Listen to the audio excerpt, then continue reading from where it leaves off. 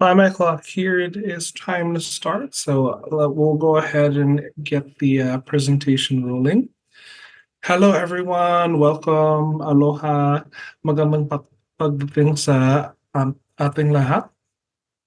We're so happy to have you here and joining us for a workshop, Problem Gambling. Problem gambling, a hidden addiction among Asian American communities. Um, I'm so excited and I'm already starting to trip over my own words here. I am broadcasting here in San Jose on the ethno-historical tribal territory of the Famian Ohlone, who are the direct ancestors of the lineages enrolled in the Muwekma Ohlone tribe, who were missionized into missions Santa Clara, San Jose, and Dolores. And so I wanted to do a quick land acknowledgement before we begin. My name is Dr. Lester Papa. I'm a program specialist and a regional steering committee facilitator with the Asian American, Native Hawaiian, Pacific Islander, or AANHPI Ohana Center of Excellence. The Ohana Center of Excellence is a resource for empowerment, education, and support for individuals seeking behavioral health care, including mental health and substance use resources. Whether you're a community member or someone in the field of behavioral health that serve our AA and HPI communities. Our resources are rooted in culture, language, and indigenous knowledge. We understand that the Asian American, Native Hawaiian, and Pacific Islander communities are vast and diverse, so our resources aim to reflect that diversity. The ANHPI Ohana Center of Excellence is funded by the Substance Abuse and Mental Health Services Administration, SAMHSA, and is coordinated by the Hawaii State Department of Health in partnership with California State University East Bay, Papa'ololukahi, the Native Hawaiian and Pacific Islander Hawaii Response Recovery and Resilience Team, and San Jose State University. What does that all mean in practice? Well, we provide training and technical assistance for those working in the fields of substance use, behavioral, and mental health who serve the needs of Asian American, Native Hawaiian, and Pacific Islander communities. We have ever-growing resource libraries available on our website, ANHPI, ohana.org, where you can explore resources by location, by topic, and we even have downloadable tools. We host an array of free learning opportunities, like this one, throughout the year. Each topic unique and designed to expand your knowledge of how people in the behavioral health industry can best serve our AA and HPI communities. We have a network of regional steering committees, people that represent our AA and HPI communities who guide our work by helping us to best understand the diverse needs of communities throughout the country and U.S. territories. We continue to grow this network, so if you are interested in joining the steering committee, please visit our website under the Contact menu. We also send regular emails and maintain a community corner on our website that share all the latest from the behavioral health community. Lastly, if you're on social, so are we, and we'd love a follow. And yes, we do follow back. We're even on Facebook, Instagram, LinkedIn, Twitter, and YouTube. Find links to everything I just mentioned over on our website at aanhpi-ohana.org. I'd like to go over a few housekeeping items. Today's session will be recorded, so if you want to share this workshop with any of your colleagues, the replay will be available on our website in a few days. Please note that we are using Zoom meetings and the chat is activated. Also, we monitor the chat and field questions as we can to the presenter. But if your questions are not answered by a presenter at the time you ask, we'll be sure to record your question and send it to the presenter once they open up for Q&A. After the workshop is finished, you will receive a follow-up email with a link to a survey.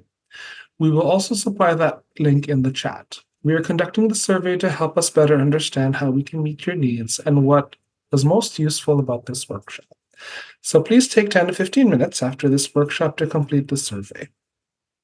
Papa Ololukahi, as our project partner, has been designated as an approved provider of social work continuing education contact hours by the National Association of Social Workers Hawaii chapter. Papa Ololukahi maintains responsibility for the program.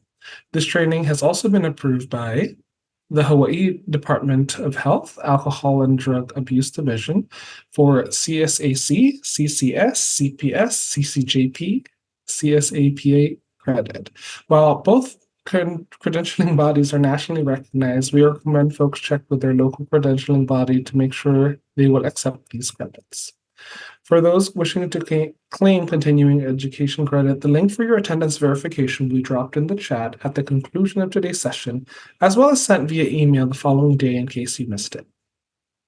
Upon completion of that form, you will receive an email certifying your attendance and credit hours. This will serve as your credit letter for licensure. Please note, this email comes from a noreply@qualtricssurvey.com address and may be filtered to your junk or spam folders. Please mark the address as safe so that you do not miss your credit letters.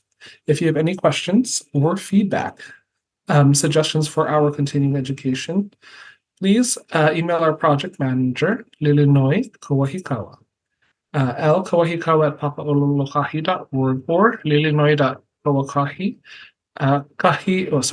Lilinoy Kawahikawa at aanhpi-ohana.org.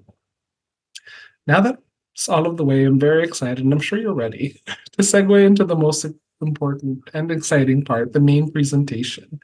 I am honored to introduce our guest presenter, Michael Liao. Michael Liao's career in social work has spanned various settings, including child welfare, domestic violence prevention, supervised visitation, mental health, and substance abuse treatment. Michael is currently the Director of Programs for NICOS Chinese Health Coalition. Since 2004, Michael has been providing cultural responsiveness training on a wide range of topics, including implicit bias and widening our personal lens, cross-cultural communications, Asian American cultural studies, LGBTQ+ issues, and anti-oppressive practices for a wide variety of audiences. All right, join me in welcoming Michael Liao.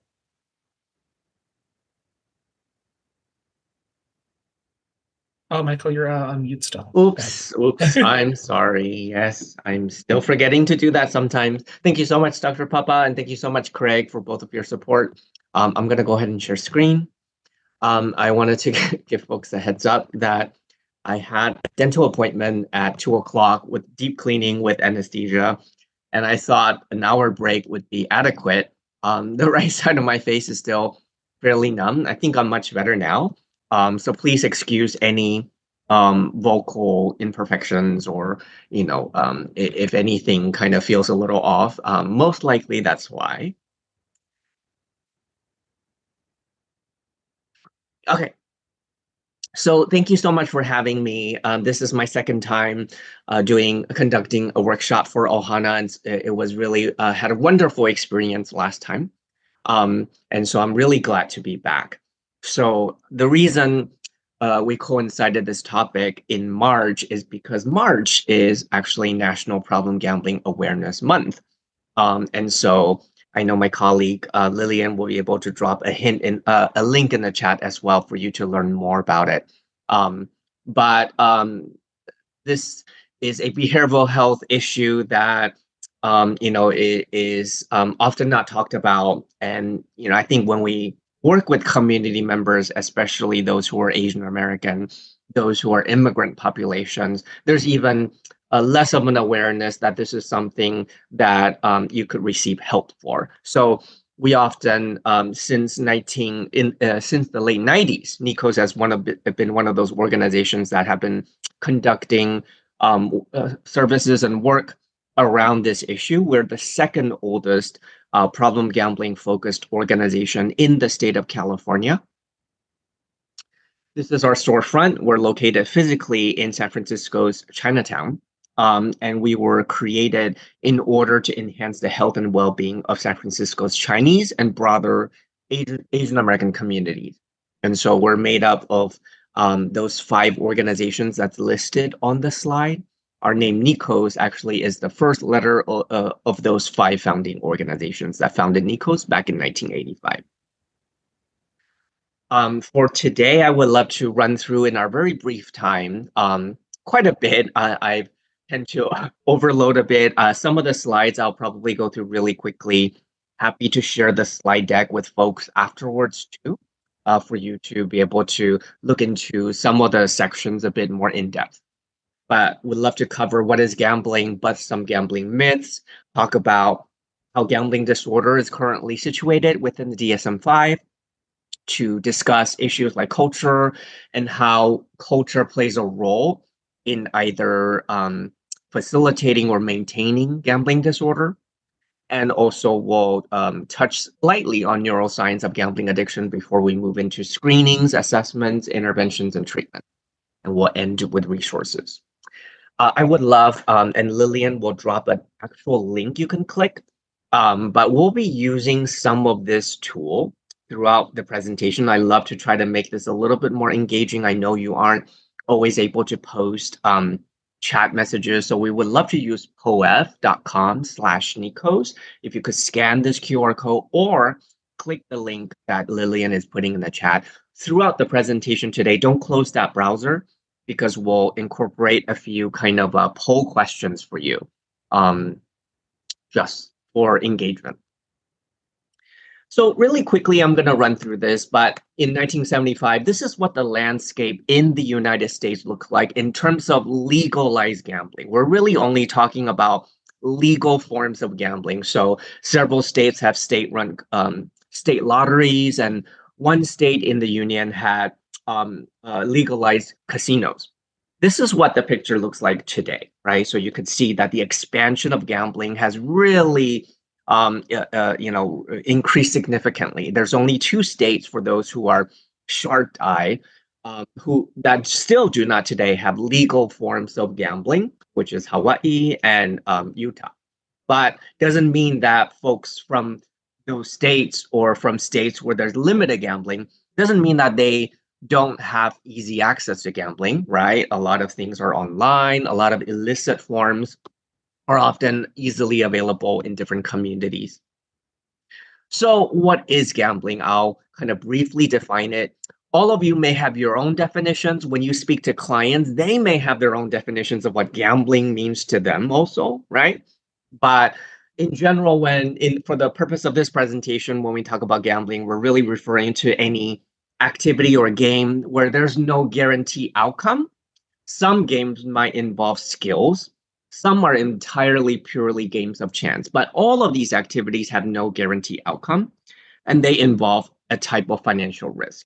So some of the, it involves risking something of value. So many of you probably have been either near a casino or seen a movie where you've seen what goes on within casinos. So you'll know that there are many games within those establishments, such as slot machines, card games. We also obviously, many states have state-run lotteries. In California, we have Super Lotto, and we have multi-state lotteries like Mega Millions. We have sports betting. This is supposed to indicate sports betting. I forgot to change the picture. Fantasy sports, technically legally a gray area. Many states are challenging the legality of sites like FanDuel or DraftKings because essentially the argument is that they are facilitating gambling, although the vendors of the companies have argued that they are promoting activities that are based on skills. We have horse racing and animal fights. Often are illegal, but still happens underground. Just in Southern California alone, there was an estimated 50,000 illegal gamecock operations. And although for many people, this also is kind of like in the gray area, we also included kind of like stock markets or speculative investments in here, because we often see that kind of go hand in hand when we treat folks with gambling disorder also. That sometimes it kind of bleeds into, for many, this is seen as investment, quote unquote, or a profession, but for some, it could also cause issues. Lastly, I kind of just want to really call out a few kind of Asian cultural games, right? A lot of these games, like you see here, mahjong or pai gao, which is often played in in tile form, or games that have animals on them that correspond to dice, and sakla, different card games. A lot of these games are often so integrated in Asian American culture, right? Like in mahjong and growing up, that's played often during Lunar New Year or get-togethers or just on a Tuesday, right? So it's so normalized that for many of us within the community, sometimes it may be difficult to know when that line has been crossed when it's so normalized, right? So let's run through a few mythbusters, and I think this is when you'll actually get to use your POEF that hopefully you pulled up. If we can, maybe we'll put the link in the chat again. But we're gonna do a couple of polls. So this whole game is called "Are You Feeling Lucky?" Let's see how lucky you all feel. All right. So the first question is, what do you all think is more likely, winning a super lotto, which is a California within state lottery jackpot, which means 5 numbers plus mega, or being struck by lightning here in California? And I know some of these questions are very California centric because I a lot of our presentations are situated in the state. So what do you all think? And then we have, I don't think we'll do the whole 25 seconds just to save time, but I'll move forward after a little while. So if you could vote and let me know what you think. We already have 8 votes, and so we'll wait a little longer for the first one while you all are getting used to this POEF app. Those who do presentations, this is a great tool, kind of like Kahoots. You could sign up for free to use this tool for free. All right, so we had a few votes. Most of you believe that is being struck by lightning, and y'all are so smart, right? So that's actually the fact, right? Although the chances of one being struck by lightning is very low, right? In California, it's estimated, although it depends on where you are, it's estimated that each year, 1 out of maybe 7.5 billion people might be struck by lightning in California. But the chance of winning our state lottery, Super Lotto, to win the top jackpot is actually 1 out of 41 million. So statistic tells us that we're more likely, while going to the liquor store to buy our lottery tickets, to maybe be struck by lightning, God forbid, right? Than winning the jackpot. How many of us wake up in the morning and think, "Ooh, today's the day. I'm gonna get hit by lightning"? Probably no one, right? But many more of us wake up in the morning and think, maybe today's the day I could quit my job. I have my retirement because I bought that lottery ticket. But the reality is that's a skewed perception because the odds are so much lower. Right. So let's move forward, and we have leaderboard right now is just showing all the folks who got that answer right. What about this one? In the long run, the more regular you play in the casino, in the casino, like in Las Vegas, the more you'll lose. The longer you play, the more you lose. So is this true or false? And some of us may think back at the times we've been to casinos. Does this ring true for you, unfortunately? Right? So we'll move forward in maybe like 3 more seconds because we had just as many votes now as the last slide. So we'll move forward, okay? So again, you all are so smart and such a sad truth, right? This is true. What are casinos? They're not nonprofits, right? They're not like Nikos. Their job is to not make every customer rich. Their job is to take most of the customer's money. That's their business model, right? So unfortunately, most people who gamble, most people who are gambling in the casinos have to lose in order for casinos to make a profit. So what are some methods that you've heard of that casinos keep you there longer? I'm going to share some of those. So some of you may have noticed this. In Las Vegas particularly, they may have cost-free drinks, often alcoholic beverages. In California, we actually don't have free drinks in our tribal casinos, but they're readily available and they come bring it to you, right? And often low cost.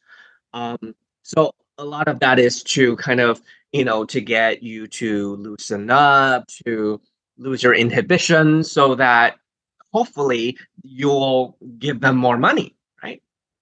Some of you may have noticed this also. Have y'all noticed no clocks or windows in casinos? Like, why is that? Clocks aren't too expensive to purchase, right?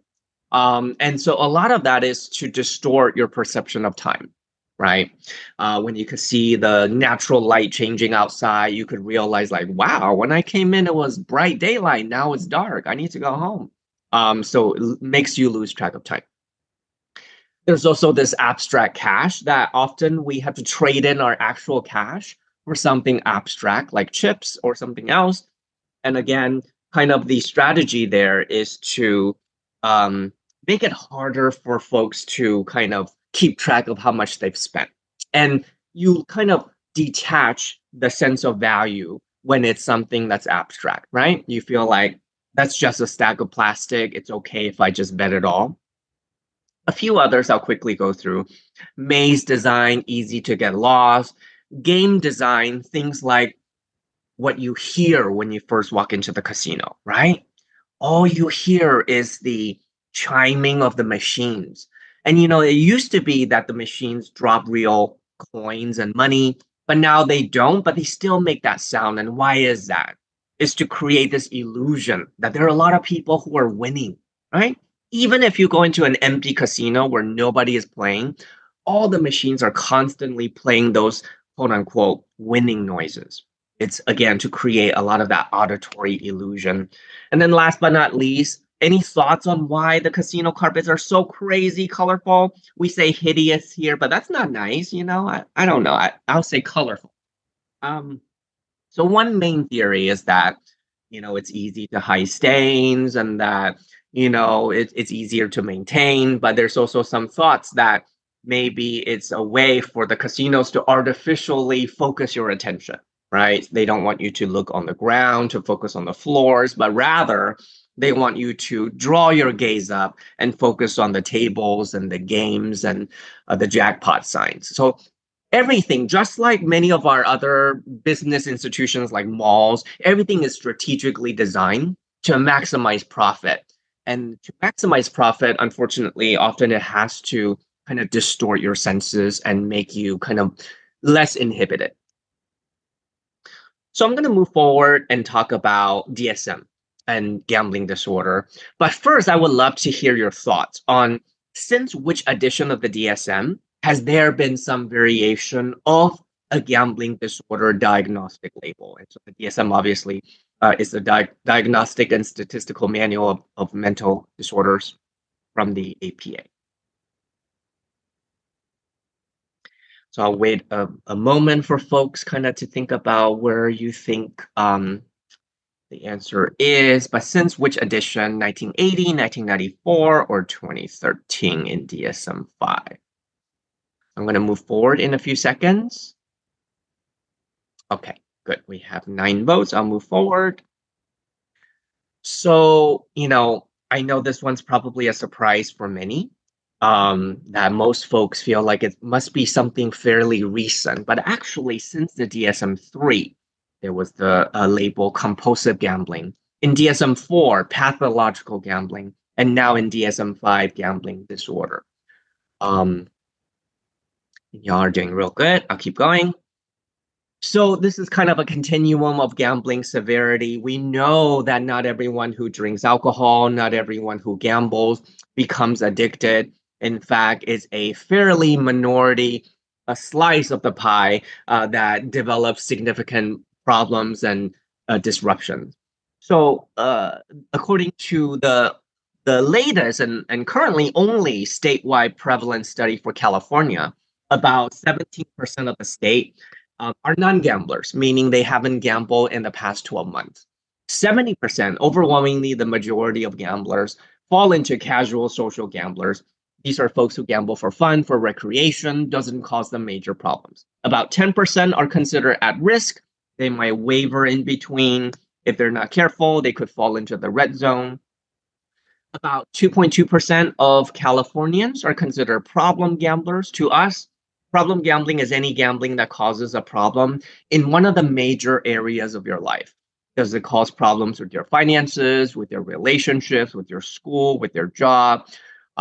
If the answer is yes, potentially, it might mean that that person is a problem gambler. Gambling disorder is a diagnostic label in the DSM-5. So if you meet 4 out of the following 9 criteria that I will show you. That's the minimum threshold for a licensed mental health professional to diagnose for gambling disorder. I'm sorry. So again, 4 out of the following 9 criteria in the following 12-month period. So some of the items include tolerance. So my own stepfather was actually addicted to gambling. This is something that I had personal experience with. And so when he started, it would be small bets, but soon that wasn't exciting enough. That wouldn't recuperate the losses enough. So it starts to escalate and the bets become more and more and more in order to achieve the same desired outcomes. Withdrawal symptoms, a lot of times we've seen people in our clinical setting actually get physiological withdrawal symptoms in the absence of a substance or chemical addiction. And so with just gambling, feeling that restlessness or irritable, but some folks even experiencing things like cold sweats and jitters and when they attempt to cut down. Inability to stop, repeated unsuccessful efforts to try to control or reduce their gambling and just having a difficult time doing it. Preoccupation, my stepfather would think about gambling all the time, but not just about the gambling activity itself, but also ruminating about strategies, how to get money, what lies he could tell so that he could find time to go gamble. A few more, using gambling as a way to escape, to cope with negative affect, chasing losses. So often my stepfather would say every time he lost that I am not leaving until I at least break even. So that's when he would try to go and borrow money, steal money, however he could get money in order to try to chase his losses. And this is how he got into about 40,000 US dollars of debt in just a few months. Lying to cover up the extent of involvement with gambling. So there's a lot of either omissions of facts or just straight out lying, covering up. There's a lot of neglect.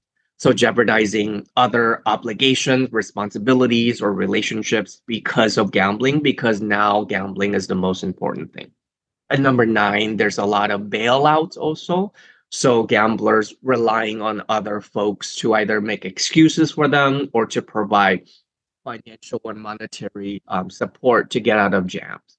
So again, if you know anyone who has any one of those signs, it possibly means that gambling is already disrupting their lives in the significant way. If you know someone who has 4 or more, that's the minimum threshold that mental health professionals could make a diagnosis. For a lot of the Asian American clients that we work with, often we tend to see them coming out for help when they're exhibiting maybe 5, 6, 7 or more signs, right? Often they're more severe when they show up for help. And I think a lot of that speaks to stigma and the lack of awareness that this is a health issue that could, that they could find support for. So I kind of want to pivot from there to talk a little bit more about culture and how problem gambling and culture may be intricately related. I would love to show you a clip from a short film called Paulina. A Southern California film student made this and actually won a lot of awards at different independent film festivals. So Paulina is about a 17-year-old Cambodian American teenager living in Southern California. Her father was a refugee who escaped Cambodia during the war. And because of language barriers and other challenges like trauma, like PTSD, hasn't been able to really, take care of himself, to be able to find a job, to be able to support himself, let alone a teenage daughter. So you'll see in the beginning of the clip that Paulina is sneaking out of her older sister, who is her legal guardian, sneaking out of her older sister's house in order to go gamble at one of those gambling dens with her father. She's starting to follow her father's footsteps, and we'll see towards the end to see whether she makes a different choice.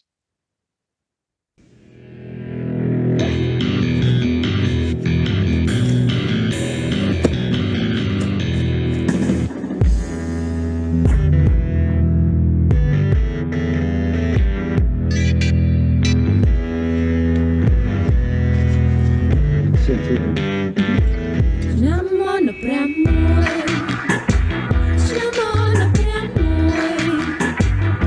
tried to stop us, they tried to rob us, they tried looking upside down. I survived, we survived.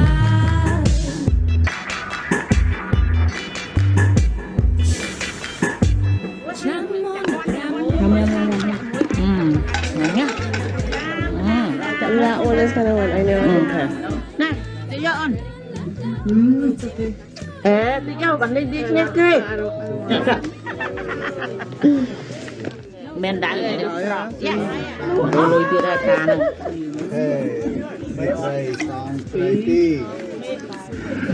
Cái mình lấy khai, lấy ba chạy bà này, chăm ba chết chăm ba xong đi.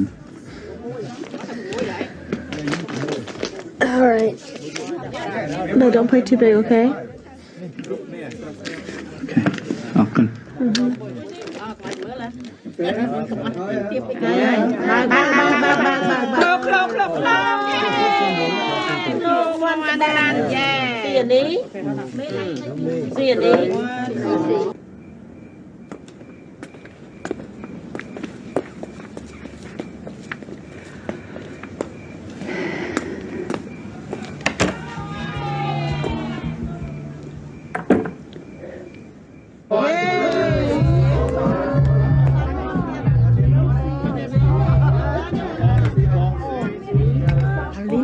Paulina, đưa lan, cái số này là ơi.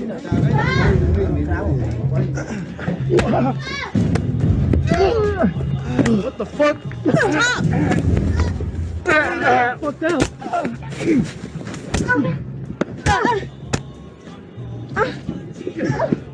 Con, fucking.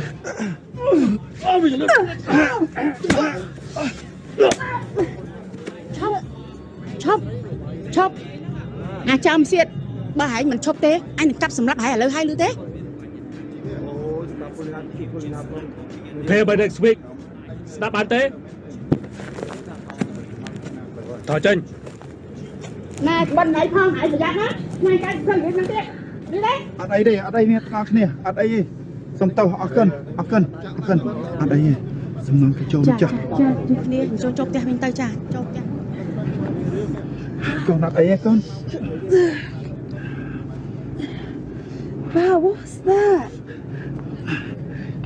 Anh nói cái đăng thà kiêng khmau ai chơi chung một president bạn. Next time ba lên tập bia bạn nè. Bob, this isn't funny. Why would you bet on an election when you have no idea about politics?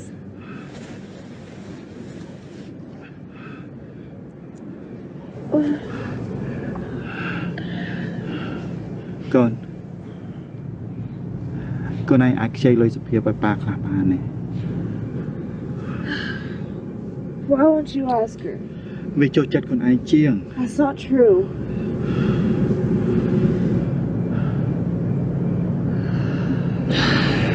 How much do you need? Ba tất cả một bọn.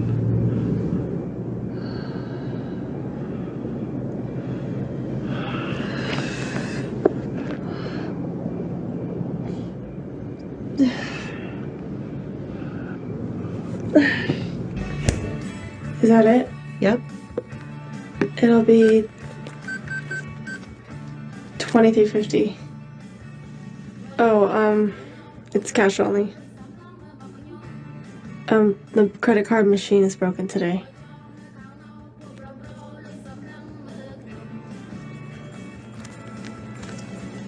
Thank you.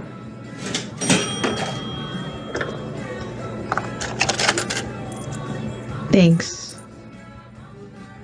Have a good Have a one. nice day. You too.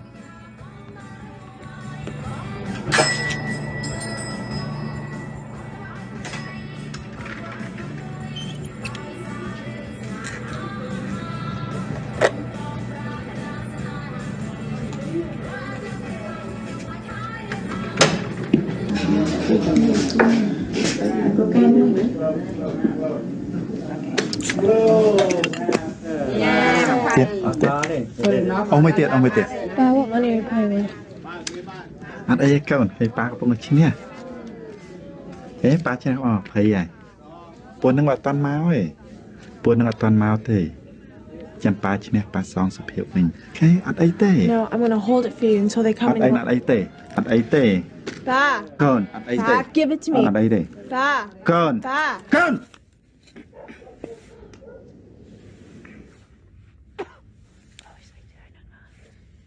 Double tap. Double the Double dance. jam. Đây mi vậy.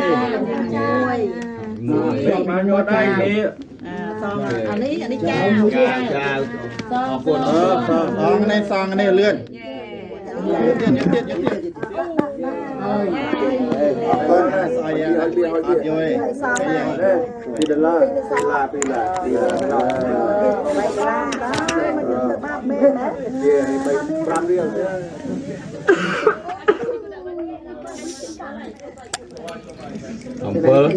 Đã xong rồi. Dạ, ô. Không cũng.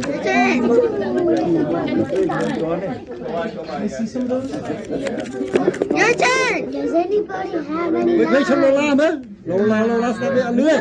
Bộ chanh không? Vậy cô nó cái không? Ở chụp một nữa.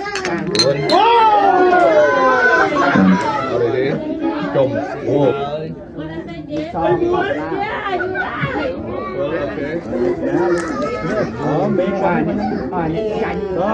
Hopefully you all could hear the audio okay.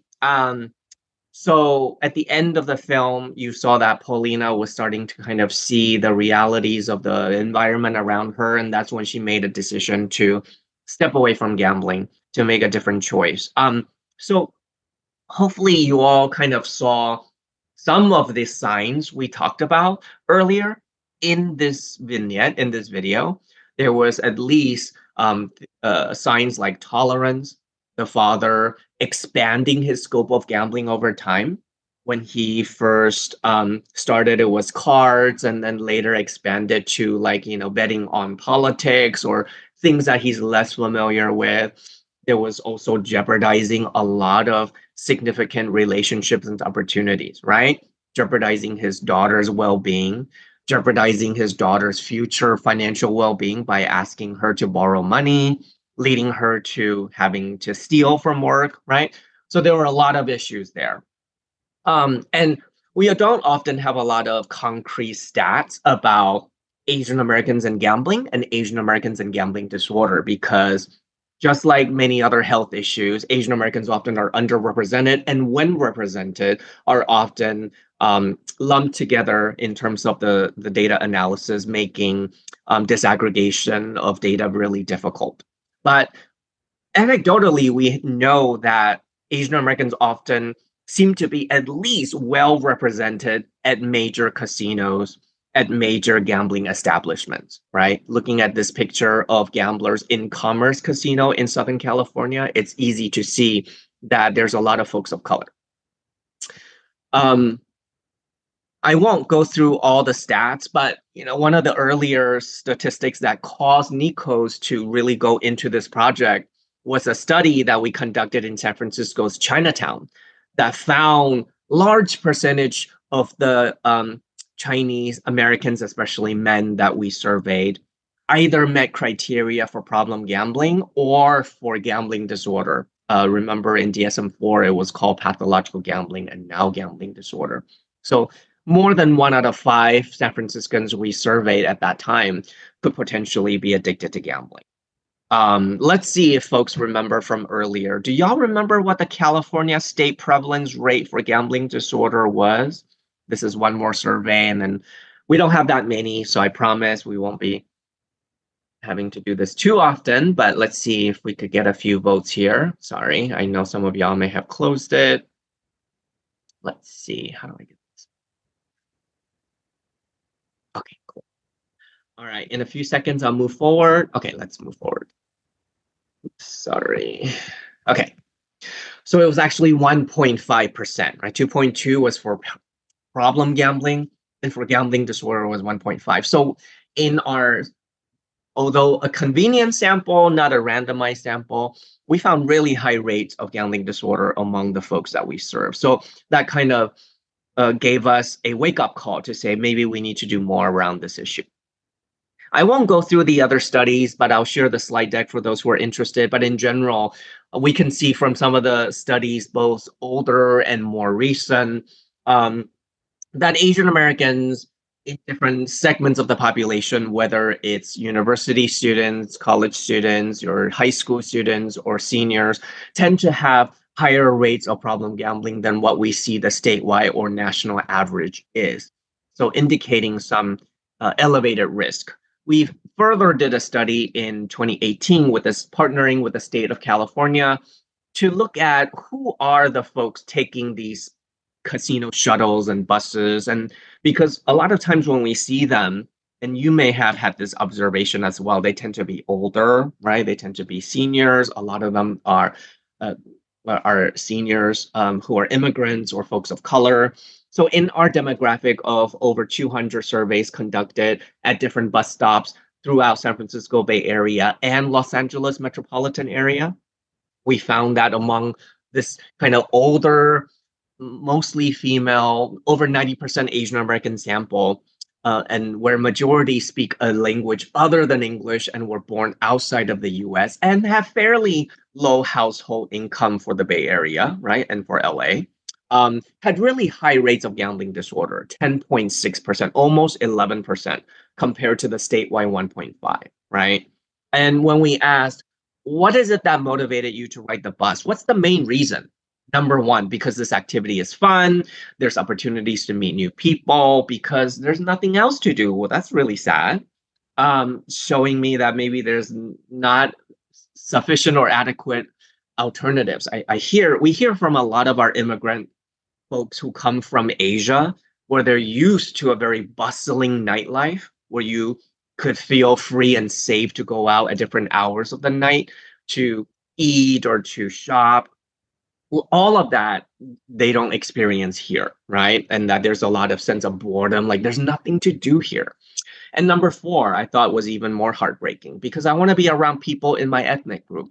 So I think we may, it kind of tells me that we need to do more, especially for immigrant seniors and older folks, to provide opportunities that are enriching, that are mentally stimulating and exciting, beyond gambling and casino, right?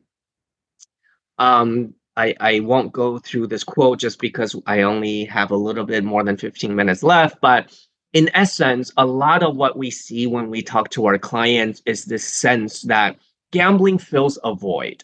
There's a sense of loss, whether it's a loss of status, whether it's actual loss of people in their lives, whether it's loss of language, right? You come from a country where you speak a fluent language and you are respected, you have a sense of social support and community, and that is uprooted when you immigrate or when you are a refugee, and you lose everything. You literally start from beginning again. And gambling often, for someone like my stepfather, provided a sense of hope that maybe life could be better.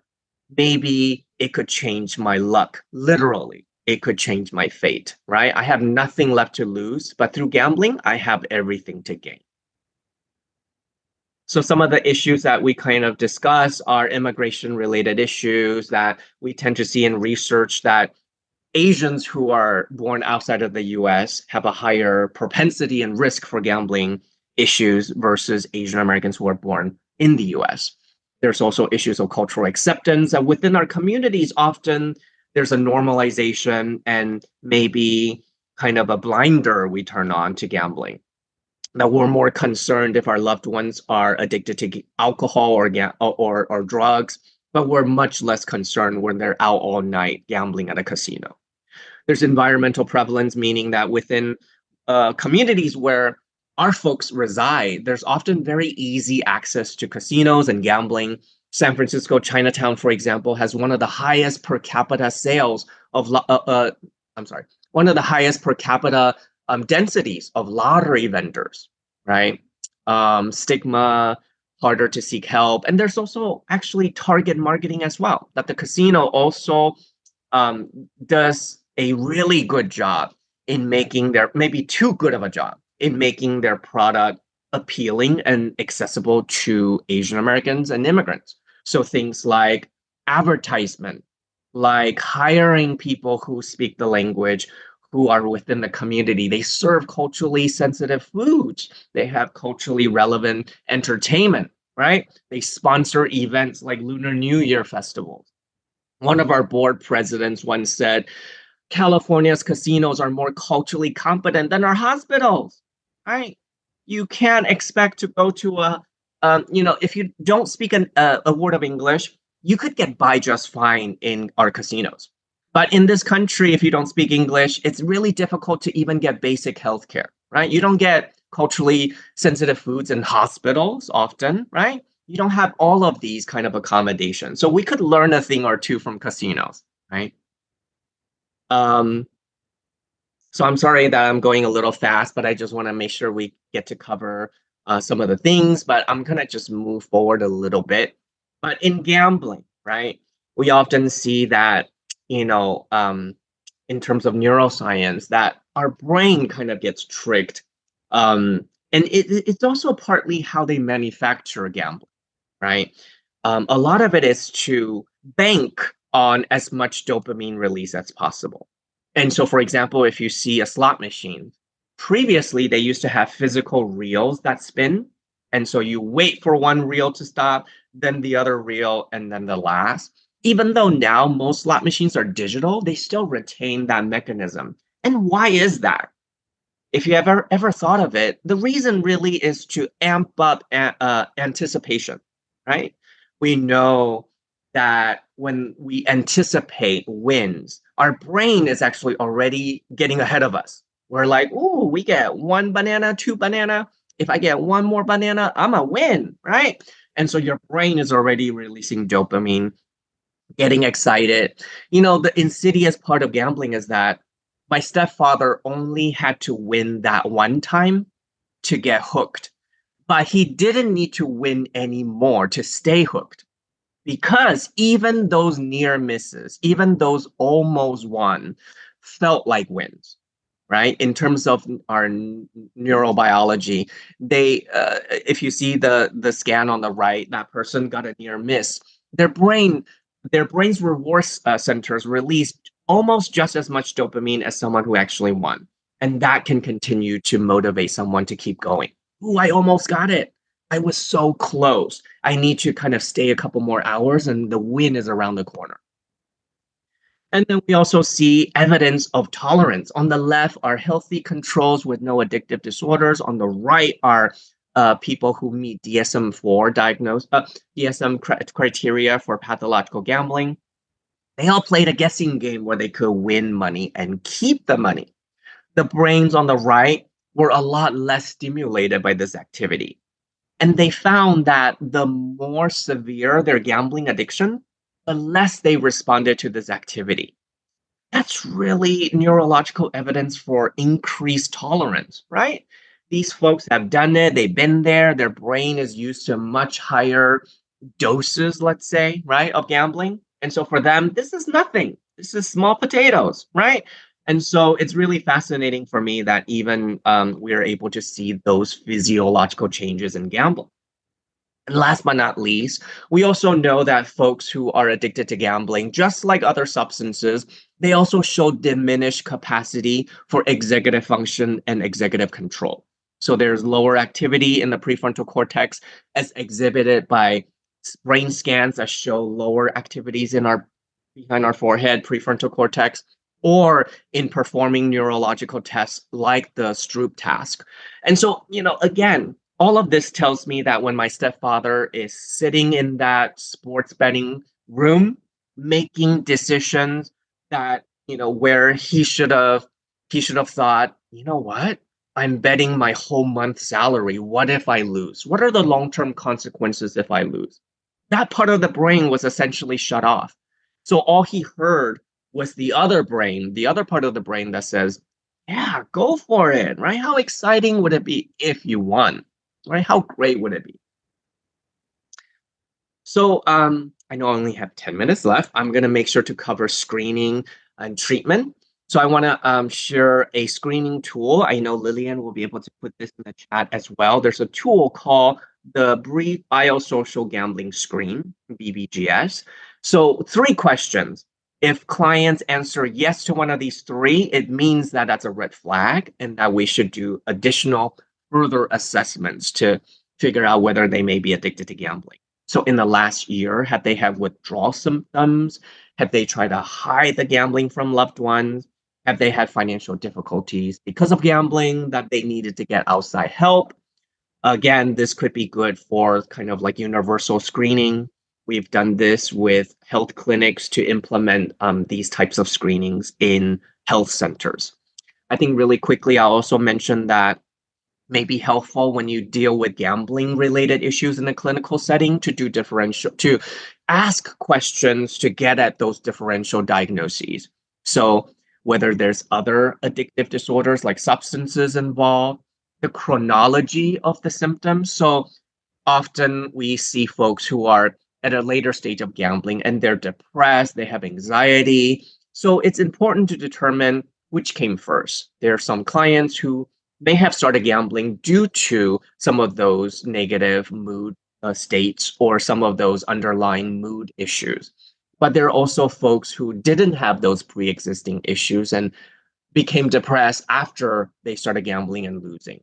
So knowing which happened and which pre-existed may actually give you clues on how to best approach treatment. I'm going to skip some of those, but some cultural considerations when you think about assessment is what language are we using to describe the behavior? So often gambling kind of has a negative connotation. Maybe folks who want to put a best face forward may say, no, I don't gamble at all, right? Like, oh, I barely gamble. And so, maybe thinking of other ways to ask that. What do you do for fun, right? What do you do for recreation? What do you do after work when you need to de-stress? Maybe not even using the word gambling, or follow along to see what terms clients may use and then using the same terminology.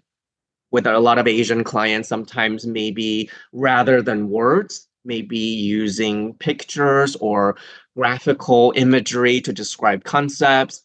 A lot of times we use analogies in primary health to talk about mental health issues, like when describing why treatment is important and why it's important to come back for treatment sessions, we describe it as, this is not like getting a shot. It's not like a one and done thing. It's more like a course of antibiotics. You have to take the full course in order to start to see, efficacy, to see changes. Moving forward, I'll just really quickly talk about that. You could also conduct psychoeducation for clients to teach them about responsible gambling concepts and harm reduction.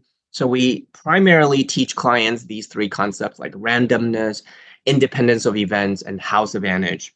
So meaning in gambling, remember that every outcome is random. There's no predictability or pattern. If there are patterns, they are coincidental, and to not use what happened in the past to predict what happens in the future, because all gambling events are independent. And that if you are going to gamble, don't gamble to make money. Don't gamble as a retirement plan, right? Gamble for fun if you could afford it, because otherwise the house always wins in the long run. And we try to use cognitive restructuring as a tool to combat some of the most common gamblers' fallacies. So I'm going to skip some of these. But I talked about some of those. So there's a slide that has some of the common gambling cognitive fallacies, like superstitions, like maybe bias attribution. So there's a lot of it may be critical for some of the problem gambling clients that you work with to address some of these. Other things may be to simply restrict gamblers' access to money, to limit how much damage they could do. Right? We have a ethical responsibility as clinicians, not only to deal with the gambler at hand, but also to ensure that the gambler doesn't devastate other people in their lives, right? Like what happened to my stepfather. So setting money limits, setting time limits, leaving credit card, debit cards at home, or just not having like a set amount of cash on their body could be a good idea. Often having access to cash could be a trigger for a lot of gamblers. And so We'll also share some of the other ways that you all could work with clients on restricting access. But one way is self-exclusion. So most casinos throughout the world actually offer self-exclusion, meaning a person who has that self-awareness that they need that extra help to not come and gamble could actually sign up to be banned from casinos. And so what most casinos in the United States do is that they'll take a photo, they'll take all your description and personal info, and then you're placed in a binder. And that technically, if you come in and gamble, if you are found by casino staff, they'll ask you to leave. If you happen to sneak in and play, you can't cash out your winnings. So if they see that your name is in that banned list, you can't cash out. And then Lillian also put a couple of other links in the chat about how to block online gambling sites and also block yourself from casino ATMs. And then treatment, just to wrap up, there's also a whole host of treatment strategies and modalities that have been found to be helpful. So MI is motivational interviewing is really found to be helpful in gambling also to get folks to engage in treatment, to be more likely to complete treatment. We also use stimulus control. This could look like maybe not driving a certain route home because you drive by the casino or liquor store, or not having physical checks handed to you at work because then that's a trigger to go and cash out at the casino, maybe having it direct deposited. CBT by far is the most well-researched modality for gambling disorder. But at Nikos, when we had our treatment program, we really use an eclectic approach. We use a little bit of everything and meet clients where they are to use what strategies may work best for them in that time. Spiritual components like Gamblers Anonymous or mindfulness or Eastern practices have also had limited demonstration of efficacy for gambling as well. What I mean is that there's not a lot of research, but of the literature that exists, it's been showing promise. Financial counseling can be helpful also to stabilize clients because otherwise they won't be in a state of mind to receive psychotherapy. Self-help manuals, many of which are MI-based or CBT-based, that could be self-directed, self-guided, can be helpful as well. There's research to show that they're effective even in helping less severe gamblers to self-recover. There's also a whole slide on pharmacological treatment. There's no FDA-approved medications to treat gambling disorder per se. All of these are off-label use. But most of the problem gamblers we've treated also tend to have a lot of comorbid issues. So folks who may have co-occurring anxiety, depression, we notice that when SSRIs or other antidepressants are prescribed, when their depressive symptoms or anxiety subsides, so too does their gambling severity. Folks who may have co-occurring substance addiction or where urge or craving is a strong characteristic sometimes could benefit from medications like naltrexone, which is an opioid receptor antagonist. So for those who exhibit a lot of high impulsivity and low planning in their gambling behaviors, sometimes medications like mood stabilizers have been prescribed and found helpful as well. The very last, very hard to see, is a glutamatergic modulation category. Medications that you could find at GNC, right? Like at supplement stores, have started to be reviewed and researched too, in terms of whether they could help reduce addictive disorders like gambling. So there's some early promise. Some issues I'm going to wrap up with. I only have 1 minute left, but when you think about treatment planning, is this a good fit? Are they going to come back? Are there barriers like language or other challenges because the gambler has so much debt that they have to hold 2-3 jobs just to be able to make ends meet? Then they may have a hard time meeting you for treatment during regular business hours.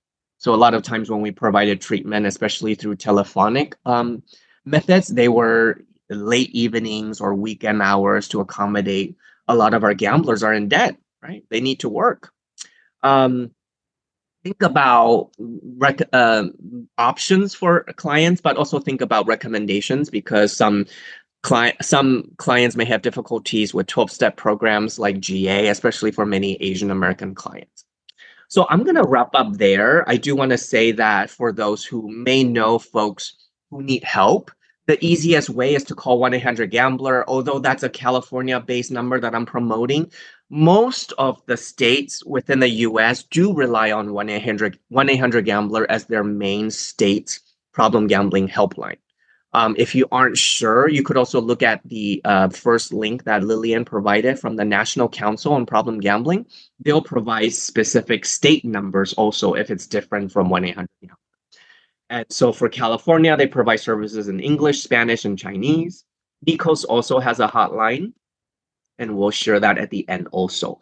But I really want to appreciate everyone. 1-800-GAMBLER is our hotline, and 1-888-968-7888 is the NICOS hotline, and anyone can call that as well.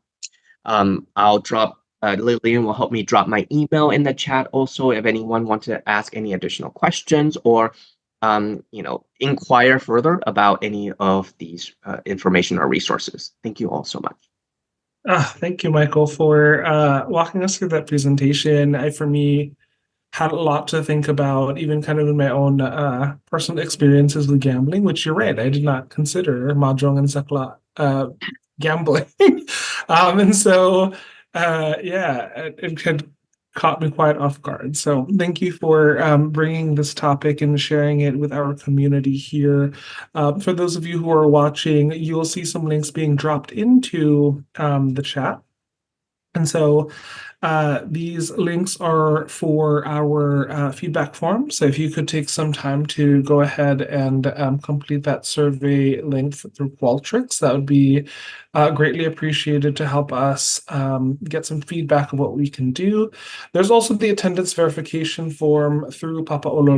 So then you can verify your attendance to get your CE units as well.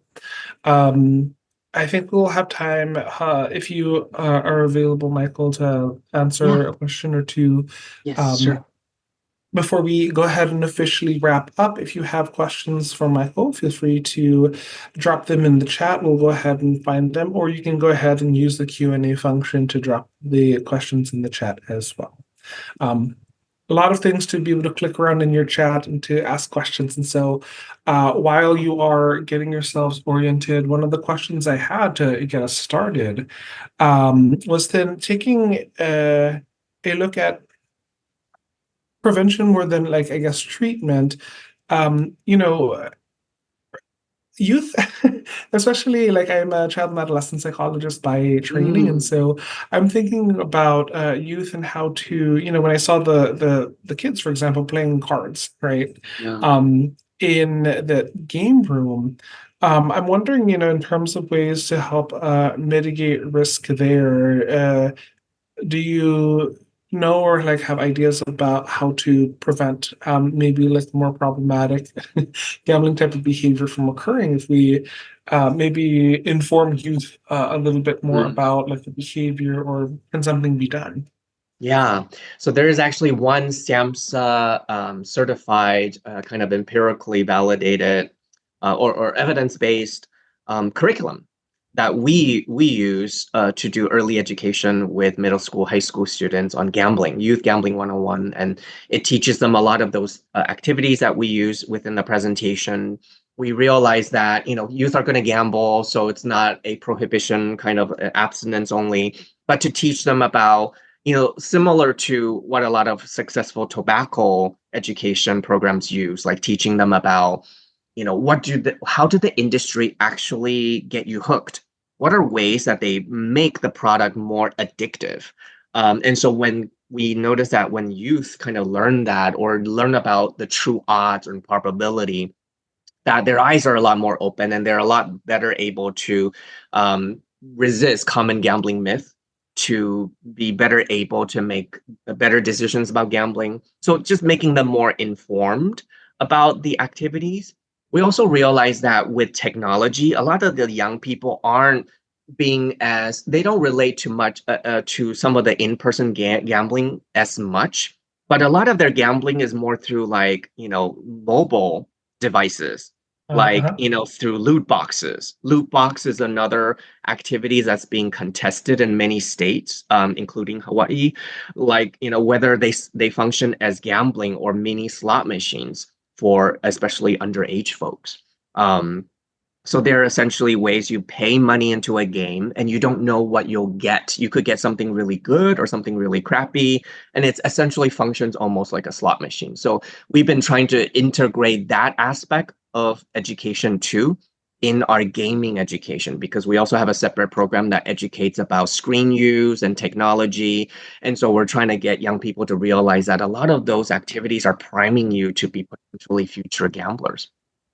I know Letitia also asked about like encouraging family members from gambling. So I think a lot of times the folks who are most motivated to come to us to seek help are family members. And we do recommend that family members could also participate in therapeutic services, especially if your state does provide problem gambling service. I highly recommend it, because not only could they learn help to cope with the stress and self-care, but also learn ways to maybe use strategies to help their family members. A lot of Asian family members, like my mom, they think the best way to help is to pay off all their debt, is to give them money. But often in a lot of clinical settings, we say that may not be a great thing, to remove that kind of responsibility and that, that, because that it in some ways may enable the addiction to continue further. So a lot of times I think family members may need to, you know, get some education, also look at some of those self-help books, and know when to step in and help, and what are good ways to help versus not as productive ways to help, and learn to, keep boundaries and protect their own emotional and financial well-being as well. I think on a similar line, like just like with any kind of like substance abuse issue, also often it's not the person who has the problem who has the insight, right? It's Yeah. usually like then family or loved one or somebody, even like a coworker, right, can like kind of point Right. this out to you and Right. say, you might need So you might true. need some help. Yeah. I'm curious as to what you've seen. Have been maybe some of the things that help with like developing that insight, like help people kind of get the maybe I do have a problem, because even inside of the movie it seemed kind of difficult Yeah. to be able to build that. Yeah. Yeah, I mean, like that's always kind of the one that we grapple with. Like, how do we move people through those kind of like, readiness for change and stages of change? And in our experience, like that's really varied for person to person. Sometimes it's being in a group setting. So we've had some successful both family member groups and also gambler groups where they could get to hear and learn from each other and hear insights from people who have gone through it and who are maybe a little bit more ahead of themselves in terms of recovery. But for others, maybe it's really just being in one-on-one. Some of them don't, prefer to be in group settings because of privacy issues or concerns that, I don't want to see anyone that I know. Some communities are so small. And sometimes it may just, sometimes in our presentations, even in our educational prevention education, we've heard of people coming up and saying, well, after hearing your presentation, because it's done in a more informal and kind of humorous way, that they kind of learn something new and something sparked in them. So I would say for those who are kind of trying to do this work, just don't limit yourself to one modality, just use as many as you can. Because you never know what would resonate with someone, and everyone is different, and they may be at different stages of their kind of contemplation. And so we try to use different ways. I think the state of California is also piloting motivational-based text messaging, which I've heard initially was really well received. So they kind of assess them on their stage of readiness and then send them text tailored to where they are. Basically texting them, meeting them where they are, which I thought was really cool. Well, thank you so much, Michael, for answering some of our questions and taking the time to share even more of your knowledge and wisdom with us. Thank you, all of you who were able to be here to be able to share in this workshop today. Again, if you are missing any of the links, we will also be following up with links for both CE credits and our feedback form in some follow-up emails as well. So just in case you missed them. We'll be sending them around in the chat one more time, and then we'll be following up with email as well. So thank you all. Have a great rest of your afternoon or evening, depending on where you are joining us from. And then, yeah, I can't wait to see you all on a next Ohana presentation. Thank you so much. Take care, everyone. Take care.